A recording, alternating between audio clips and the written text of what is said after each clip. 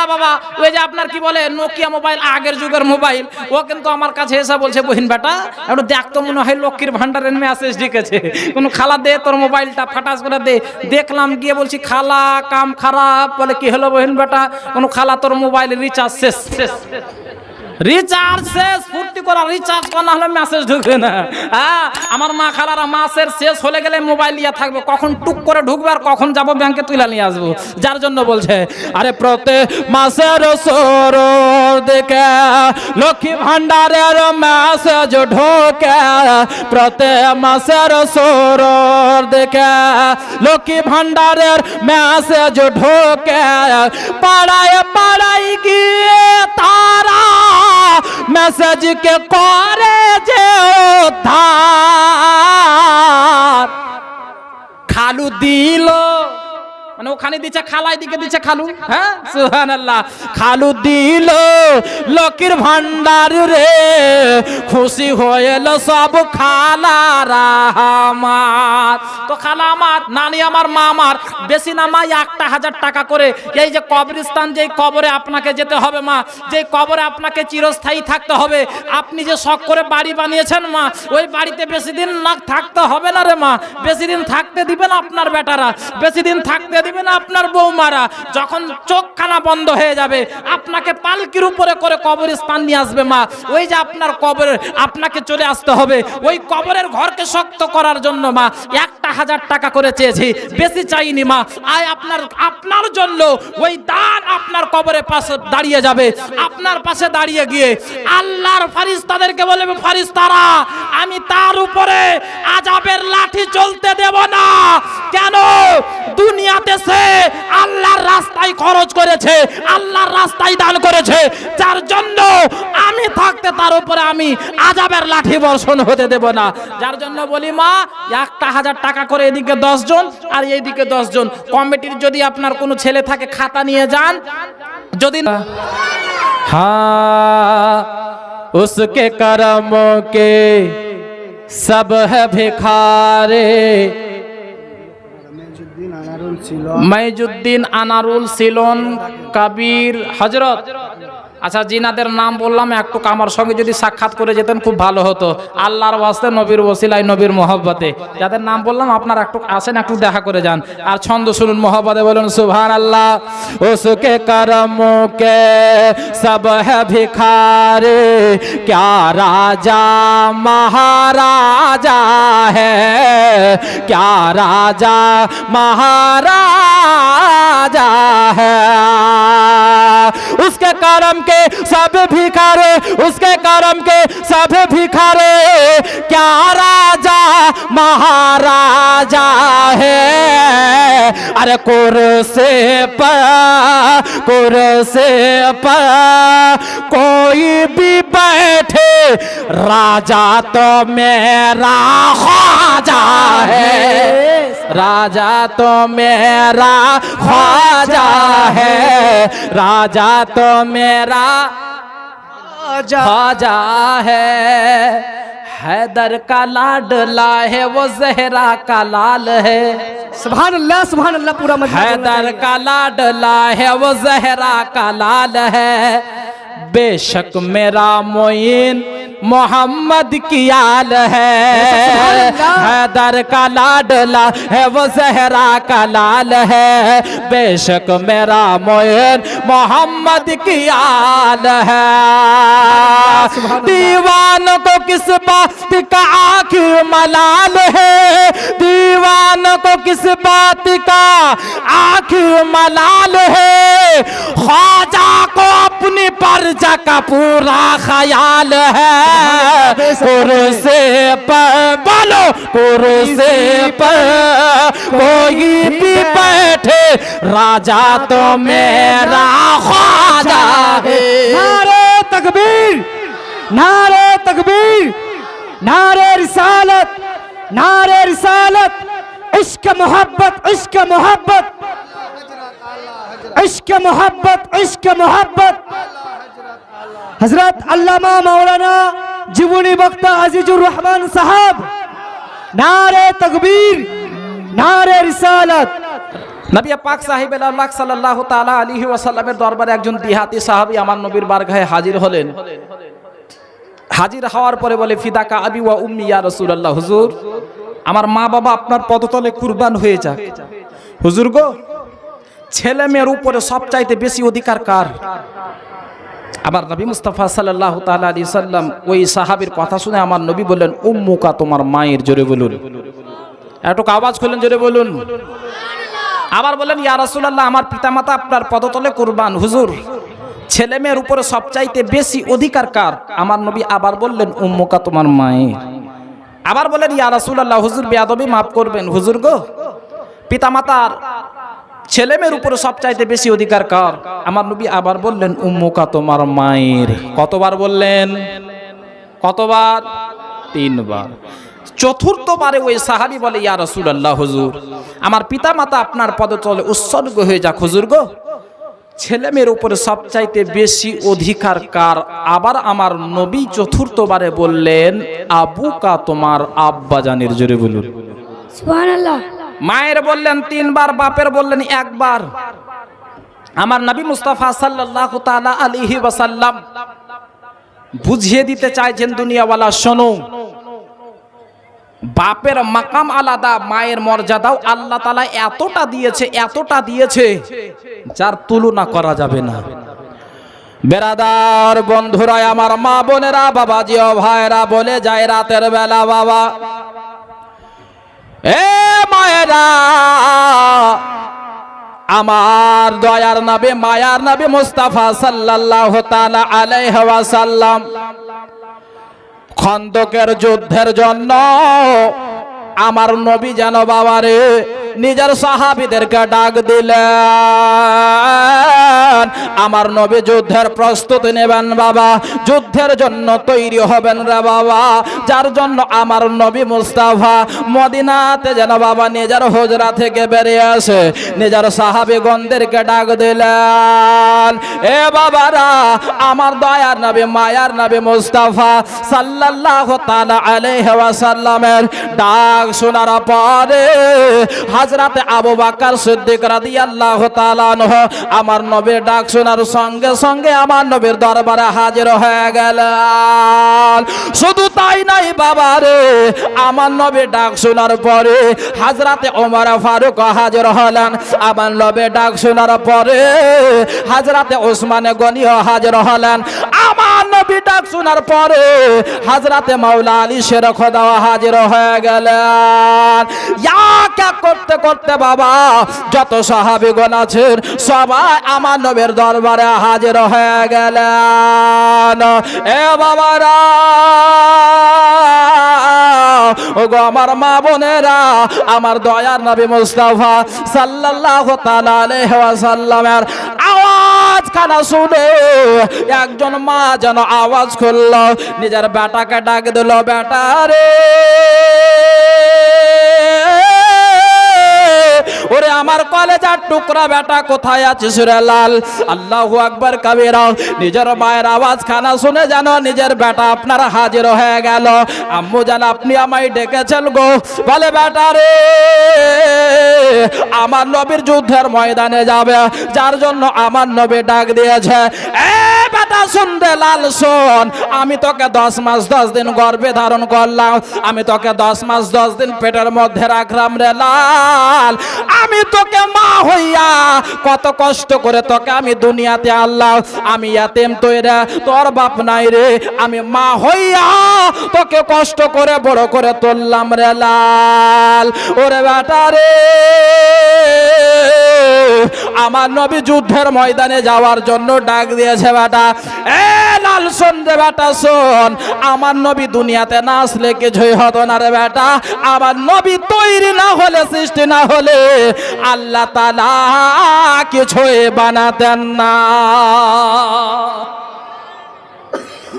শোন রে লাল, আমার নবী ডাক দিয়েছে, সত্যিকারই তুই যদি আমার দুধ পান করে থাকিস, আমার যদি বেটা হোস, তাহলে যা আমার নবীর দরবারে, আমার নবীর কদমে একবার বসা দিয়ে বলবি, হুজুর আমিও আপনার সঙ্গে যুদ্ধের ময়দানে যাব।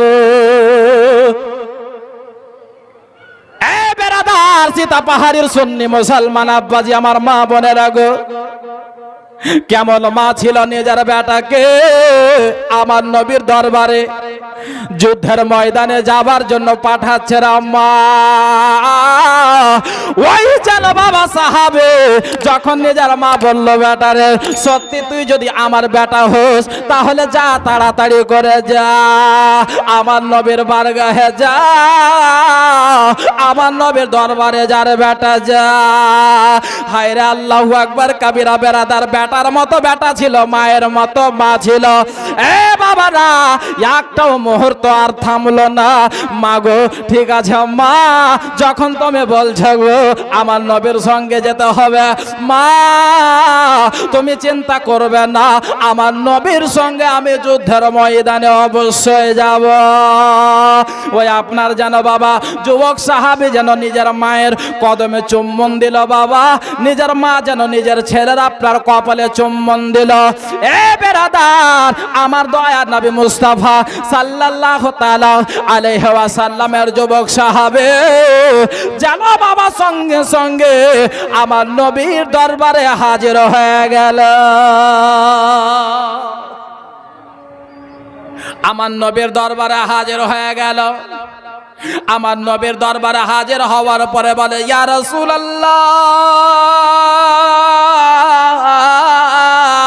ইয়া হাবিবাল্লাহ, নবী গো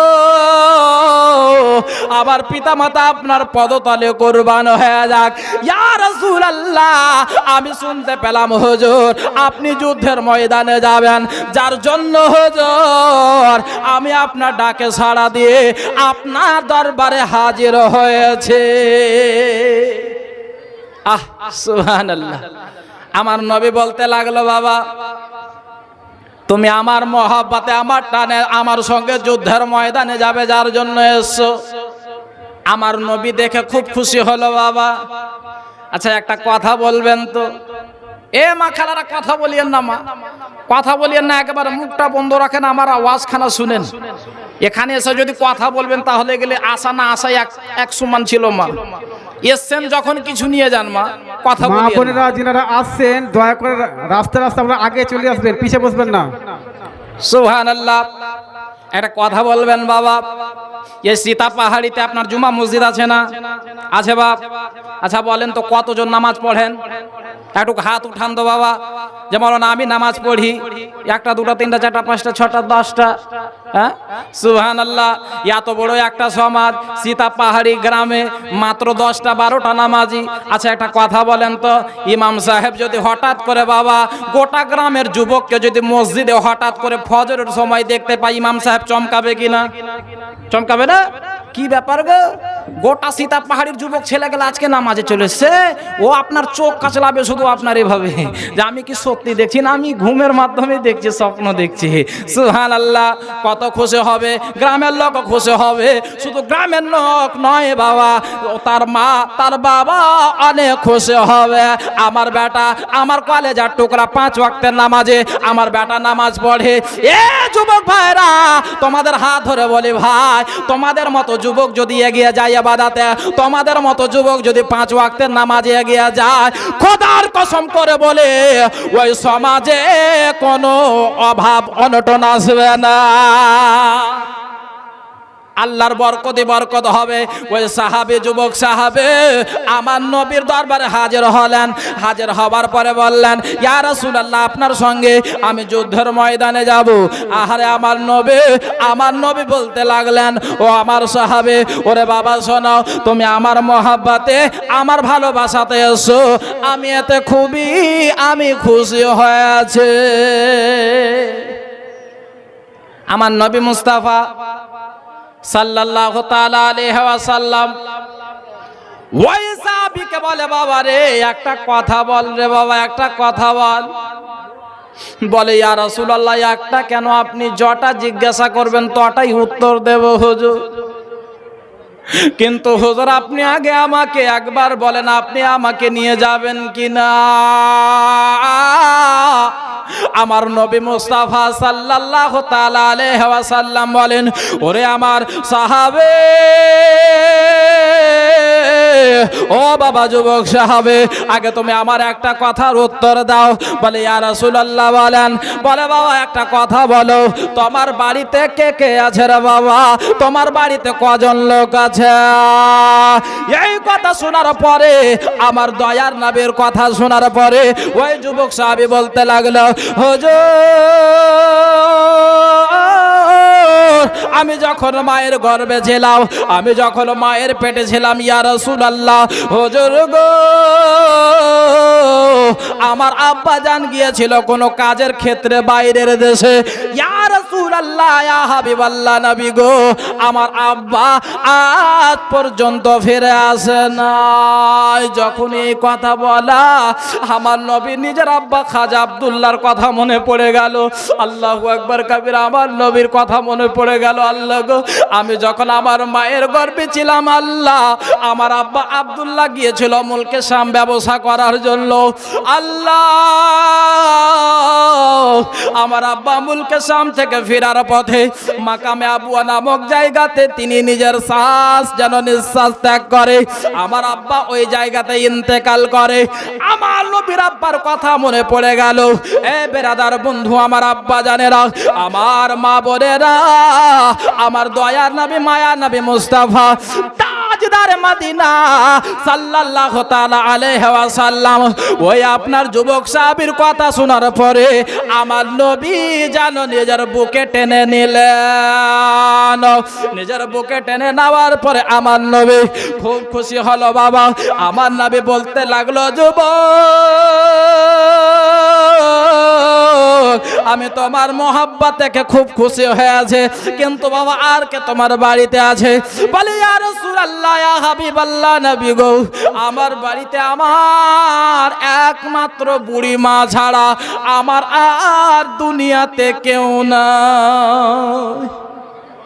হায়রে আমার নবী রাহমাতুল লিল আলামিন, আমার দয়ার নবী মুস্তাফা সাল্লাল্লাহু তাআলা আলাইহি ওয়াসাল্লাম যখন শুনেছে, বাবা রে, আমার সাহাবের মা ছাড়া দুনিয়াতে কেউ নাই, আর যদি আমার সাহাবী যুদ্ধের ময়দানে যায়, তাহলে আমার সাহাবী যদি দুনিয়া আপনার যুদ্ধের ময়দানে যায়, যদি শহীদ হয়ে যায়, তাহলে তার মা একা হয়ে যাবে।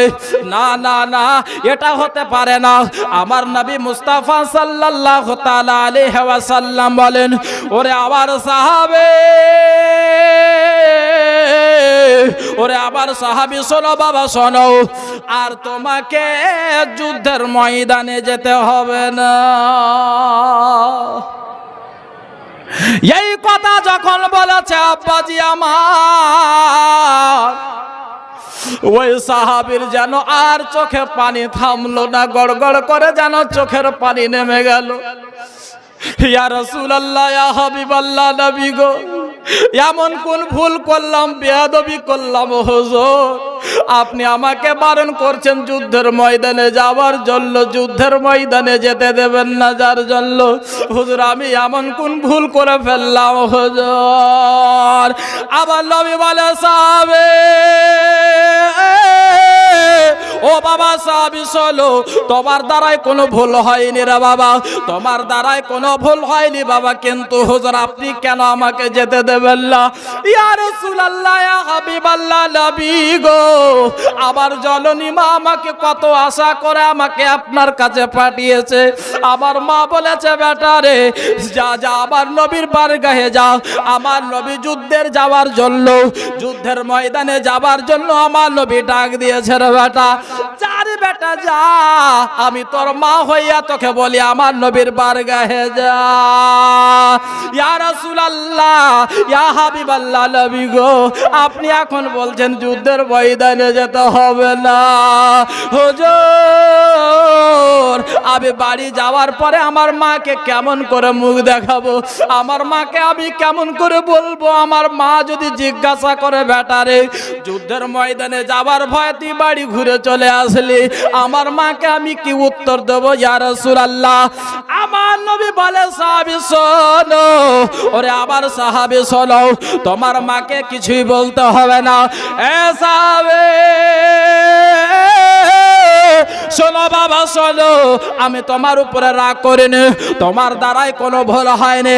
যাও যাও যাও, তোমার মায়ের কাছে যাও, তোমার মায়ের তুমি দেখভাল করবে। ও আমার সাহাবী শোনো, তুমি যদি যুদ্ধের ময়দানে যাও, যুদ্ধের ময়দানে গিয়ে যদি তুমি শহীদ হইয়া যাও, তোমার মা একা হয়ে যাবে, একা হয়ে যাবে। আর একজন মা কত আশা করে নিজের বেটাকে লালন পালন করেছে, কত আশা করে তোমাকে বড় করেছে রে বাবা। আর যদি তুমি শহীদ হয়ে যাও, তোমার মা একা হয়ে যাবে। আমার সাহাবী শোনো, যাও তুমি বাড়িতে যাও, তোমার মায়ের তুমি দেখভাল করবে, তোমার মায়ের তুমি সেবা যত্ন করবে, তোমার মায়ের তুমি খিদমত করবে। তোমার খিদমতে তোমার মা যদি রাজি হইয়া যায়, তোমার মা যদি রাজি হইয়া যায়, তোমার মাকে রাজি করতে পারো। ও আমার যুবক সাহাবী শোনো, তোমার খিদমতে তোমার মা যদি রাজি হইয়া যায়, আমি নবী মুস্তাফা তোমাকে বলে দিচ্ছি, তোমার মা যদি রাজি হইয়া যায়, যুদ্ধের ময়দানে যাবার পরে, শহীদ হবার পরে যেই সওয়াব, যেই মাকাম তুমি পাবে, তোমার মায়ের খিদমত করে যদি তোমার মাকে রাজি করিয়ে নিতে পারো, তার থেকে ডবল সওয়াব আল্লাহ তাআলা তোমায় দেবে।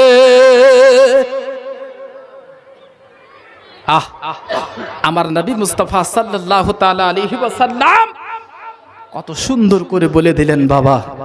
ওই সাহাবী চোখের পানি মুছতে মুছতে এগিয়ে যাচ্ছেন। বাবারে, মা এমন একটা জিনিস, আমার মায়ের কান্দন যাবত জীবন,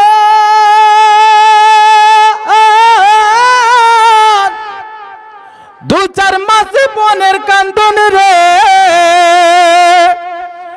ওরে ঘরের পরে বাইরের কান্দন কয়েকদিন পর থাকে না।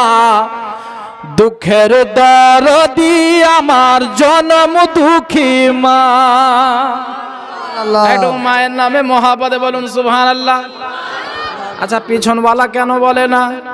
পিছনওয়ালা কি রাগ করে আছে মায়ের না? মায়ের সঙ্গে কি কথা বলেন না? হ্যাঁ, মায়ের বেটা কিনা শুধু বাপের? যদি মায়ের যদি বেটা হন, তাহলে মায়ের মহব্বতে বলুন সুবহানাল্লাহ। আর একবার দুই হাত তুলে উঠান না, মায়ের নামে একটা হাত, বাপের নামে একটা হাত, বলেন সুবহানাল্লাহ। আর একবার বলেন ইয়া হাবিবাল্লাহ। সুবহানাল্লাহ, মাশাআল্লাহ, আপনাদের মহব্বত দেখে খুব খুশি হলাম বাবা। আচ্ছা, যিনারা একটু পিছনে আছেন বাবা মা, একটু এগিয়ে চলে আসেন, আগে জায়গা খালি আছে, মা বোনদের অসুবিধা হচ্ছে, একটু এগিয়ে চলে আসেন বাবা, একটা মিনিটের একটু এগিয়ে চলে আসেন, চলে আসেন একটু আল্লাহর ওয়াস্তে নবীর মহব্বতে একটু এগিয়ে চলে আসেন, একটু এগিয়ে চলে আসেন। সুবহানাল্লাহ। ছন্দ শুনুন বাবা, মহব্বতে বলুন সুবহানাল্লাহ। আমার মায়ের কান্দন যাবত জীবন, দু চার মাস বোনের কান্দন রে, ওরে ঘরের পরে বাইরের কান্দন কয়েকদিন পর থাকে না। দুঃখের দরদি আমার জন্ম দুঃখী মা, গর্ভধারিণী মা, জন্ম দুঃখিনী মা। দুঃখের দরদি আমার জন্ম দুঃখী মা। 10 মাস 10 দিন মায়ের গর্ভে দিচ্ছে ঠাই, রক্ত মাংস খাইয়া আমি ভবে এলাম ভাই। সুবহানাল্লাহ। 10 মাস 10 দিন মায়ের গর্ভে দিচ্ছে ঠাই, রক্ত মাংস খাইয়া আমি ভবে আইলাম ভাই।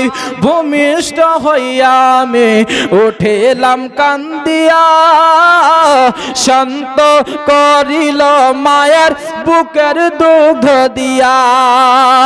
ওরে মায়ের প্রসবের কালে বুক বেসে যায় নয়ন জলে,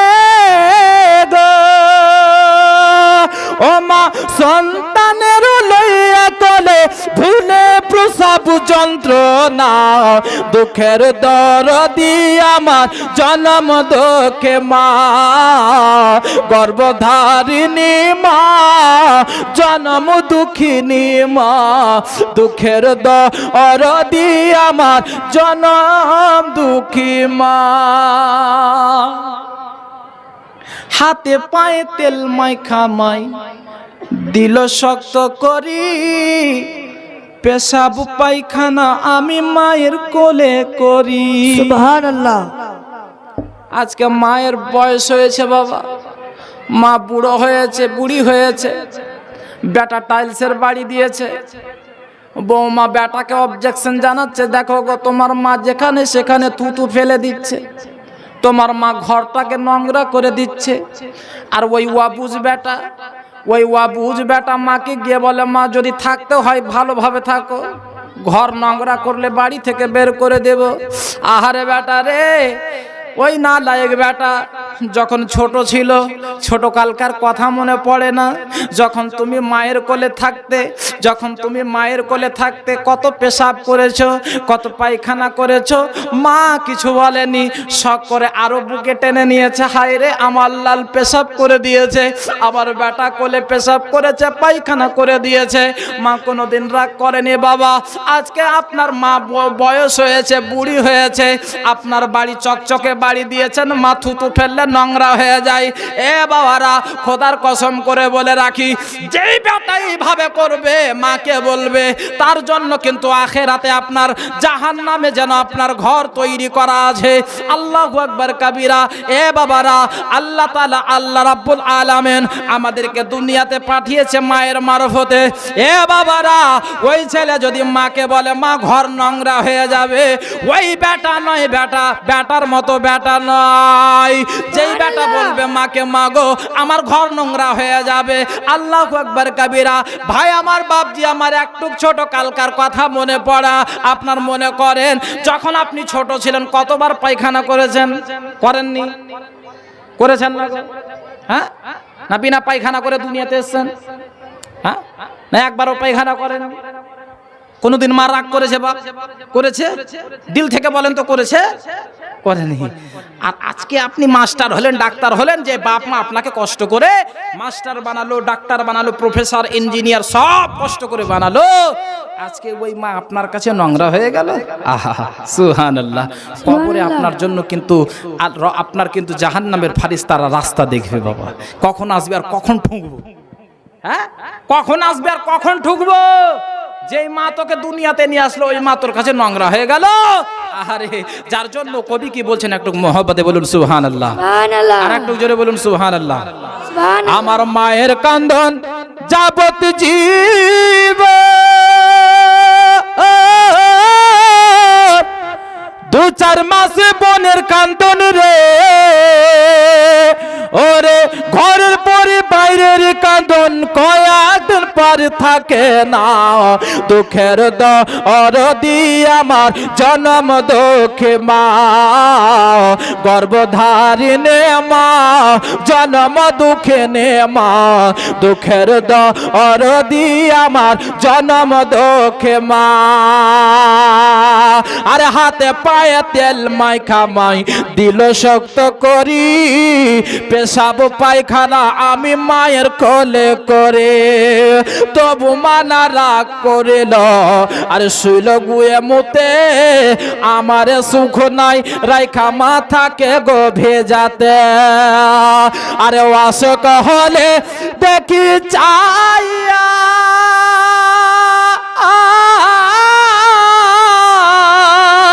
মায়ের যে মোর কাছে বসা গো, বলে আমায় আল্লাহ নও গলয়া, আমায় আল্লাহ নও গলয়া, সন্তানের নিয়ানা, দুঃখের দরদি আমার জনম দুঃখে মা গর্ভধারিণী মা জনম দুঃখিনী মা, দুঃখের দরদি আমার জনম দুঃখী মা।